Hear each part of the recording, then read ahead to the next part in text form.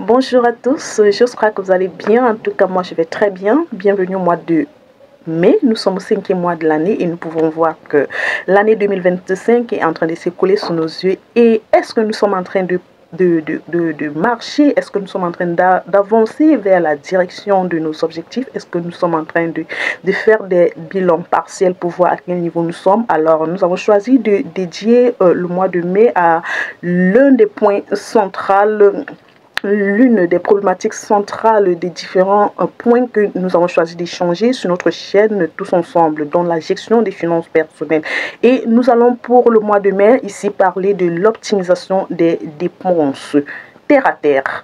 Alors, déjà, pour pouvoir entrer dans la compréhension des termes, l'optimisation ici, nous le savons très bien, c'est ce processus qui consiste à offrir à quelque chose des meilleures conditions d'utilisation. Ça peut être dans son fonctionnement, ça peut être dans son rendement.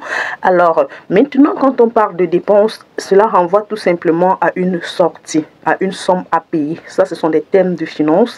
Et terre à terre, c'est un langage courant qui veut dire c'est un langage qui veut dire tout simplement une utilisation courante, une chose qui se passe, qui se rapproche de nos réalités. Donc, l'optimisation des dépenses, c'est le thème que nous avons choisi de dédier au mois de mai, dont nous allons égrainer épisode par épisode les différents thèmes qui permettront d'atteindre cet objectif principal.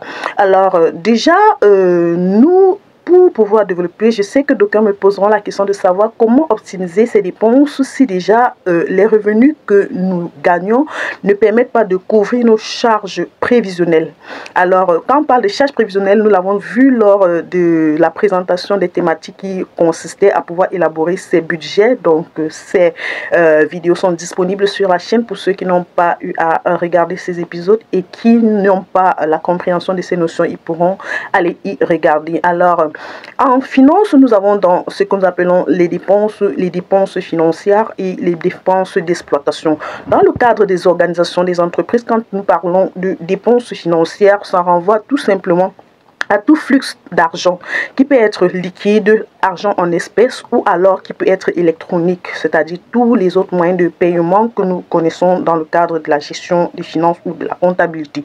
Maintenant, pour rapprocher cela à notre vie courante, comme l'avons dit, à notre gestion de finances personnelles ici, nous allons plus égrener sur le plan de la gestion des finances, la gestion des dépenses d'exploitation. Parce que ici, quand nous parlons de dépenses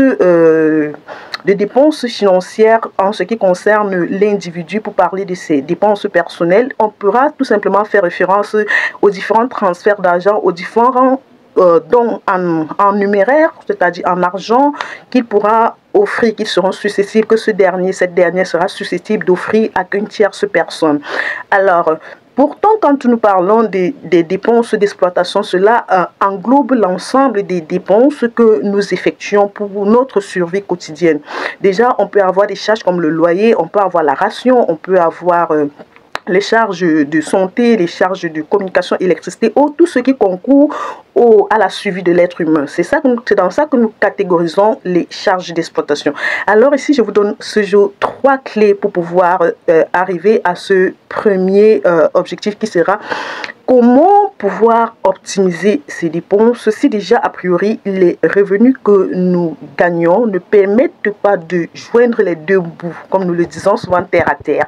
Alors la première des choses que nous devons faire, c'est de pouvoir avoir le sens de priorité. Nous devons pouvoir prioriser nos dépenses, prioriser nos charges, prioriser les différentes dépenses que nous aurons à effectuer sur une période. Déjà de savoir si les revenus que nous gagnons, c'est un revenu mensuel et c'est un revenu hebdomadaire ou un revenu journalier. Déjà de savoir quels sont les flux de rentrée d'argent que vous pouvez avoir, vous permettront de savoir si vous prévisionnez vos dépenses journalièrement, hebdomadairement ou mensuellement. Déjà, je l'ai toujours dit, lors de la budgétisation, nous l'avons vu, pour pouvoir optimiser ces dépenses aussi, c'est de pouvoir prévisionner sur le plus long terme possible. Parce que là, vous avez le sens de priorité. Vous savez que Pour pouvoir vivre, vous devrez avoir un toit. Si vous n'êtes pas chez vous, vous devrez payer un loyer.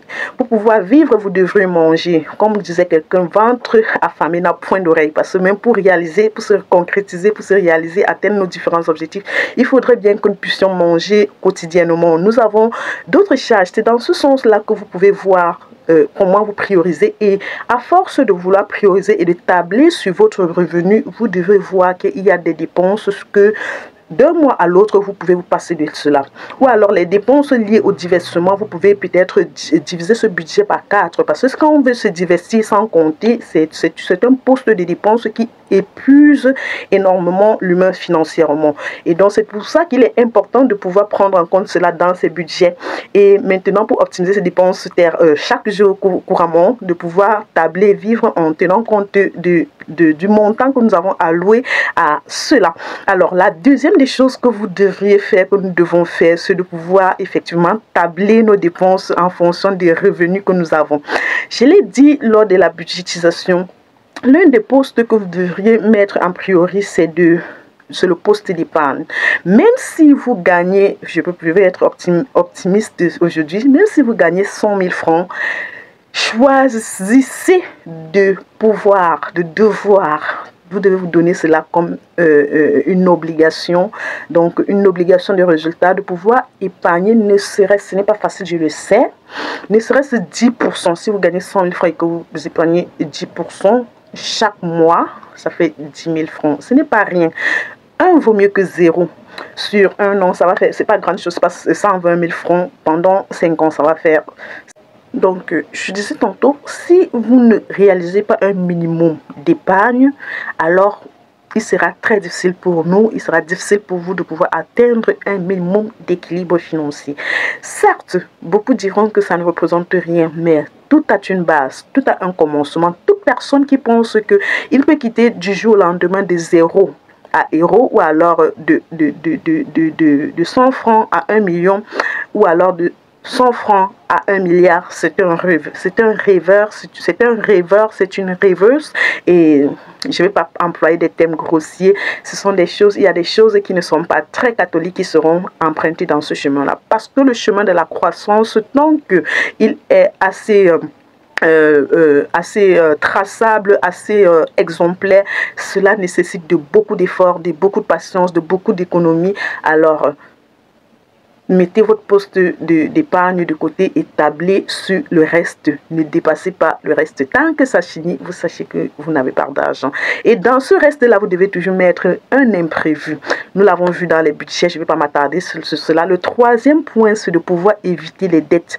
Éviter des dettes pour des charges ou alors pour des besoins de consommation. Éviter des crédits, comme on le dit au quartier, pour pouvoir s'offrir à manger, pour pouvoir acheter des habits, pour pouvoir acheter des choses qui ne vont pas vous produire de l'argent.